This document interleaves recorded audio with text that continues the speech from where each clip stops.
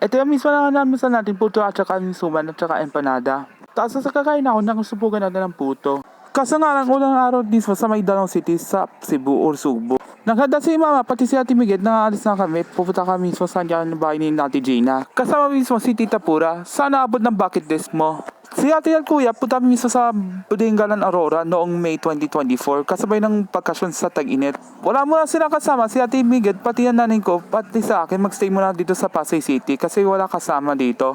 Pati si Ate Grace, pati sa akin, maglinisan na ng kwarto at saka bahay namin para hindi nakagulo pati ang kaladiso sa ating bahay dito sa Pasay City. Ako pala mismo sa ikalimang bucket list dito sa Santa Rosa, Laguna, dito sa may mismo sa Calabarzon.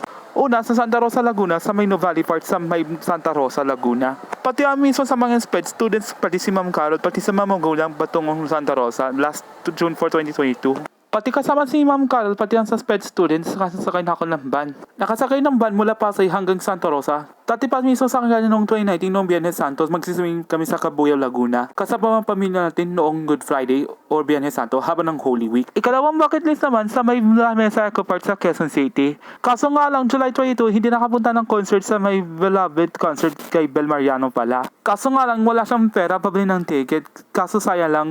Kaso nga lang, babayad sa tubig, kuryente, cable, tsaka internet. Yung nga lang kasi, first time dito sa may La Mesa Eco Park, La Mesa Dam, pati sa Quezon Memorial Circle. Sumakay na ako ng bus mula Pasay hanggang Quezon City, nakasakay lang dito sa NCR. Ang layo naman dito. Pati yan mismo sa mga estudyante sa mga sped, pati si Ma'am Carlo, pati ang magulang niya. Sa kanyang bucket list. Kaso nga lang, unang bucket list pala noong 2010, nakuta ng Marila, Bulacan. Pangalawang mismo noong 2012 sa may Doña Carmen sa may Quezon City. Punta ka lang, Roxanne yun. Noong 2060 pa kasi, sa pang field trip kasi sa Cavite, sa may mismo ng kasaysayang mismo sa kanyang dambana sa bahay ni Emilia Aguinaldo. Noong June 12, 1898, sa ganap mismo sa National Independence Day sa ating bansa.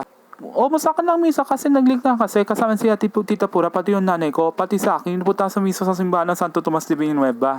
At dito kami sa may pasok sa simbahan sa Santo Tomas de Villanueva. Ipagdiriwang mismo sa ating bansa sa kanya mismo sa dakilang kapistahan ng piyanak ng mismo ng Virgen Maria or Birthday ni Mama Mary or Nativity of Virgin Mary. Nakapupunta na mismo sa kanyang upuan at saka luhuran, nakaparahubo at saka luhod. Pagkatapos sa misa, nakapunta na mismo sa kanya mismo ng drugstore. Lalakad na nga patungo mismo kung saan. Kita nga mismo sa mga tindahan mismo sa mga religious items, kandila, Santo Niño de Cebu, Santo Tomas de Villanueva, or di kayo pagkain or mga kainan dito. Pati sa mga buong mga tindahan. Ang bili na mismo ng palamig kaya ng gulaman, pineapple, etc. So nga lang, 5 pesos or maybe 10 pesos. Tapos na uwi naman na agad kasi nauuhaw kasi tag-init na or dehydration yun. Tapos itapon ng basura para itama, para hindi nakalat. At dito sa may mismo, sa may bantay ni Dr. Jose Rizal, dito sa Danau City. Kesa sa mismo sa Luneta Park, dito sa may lungsod ng Maynila, sa NCR. Dito sa amin mismo, sa niyang dagat mismo sa Danau City, pati ang sign lang Sidlak Danau. Ang ganda lang mismo sa view dito sa may karagatan. Dito sa mismo, sa bulwagan ng Danau City or Danau City Hall. Dito sa may signage ng Sidlak Danau, ito mismo ng daming dito ng mga tao ng Pilipinas. Pati ang bata mismo sa sagawa ng cycling competition, sa sagawa ng fiesta para sa Danau City, para karangalan mismo ng Santo Tomas de Villanueva. Ito mismo si Mama, nagbili siya ng manok para may tanghalin natin kaya dito Tanilo at Tita Pura. Nakasakay na mismo ng sidecar o di kaya na mismo tricycle man or e-bike or e-trike. Nakasakay na mismo sa Pasay City at Parañaque.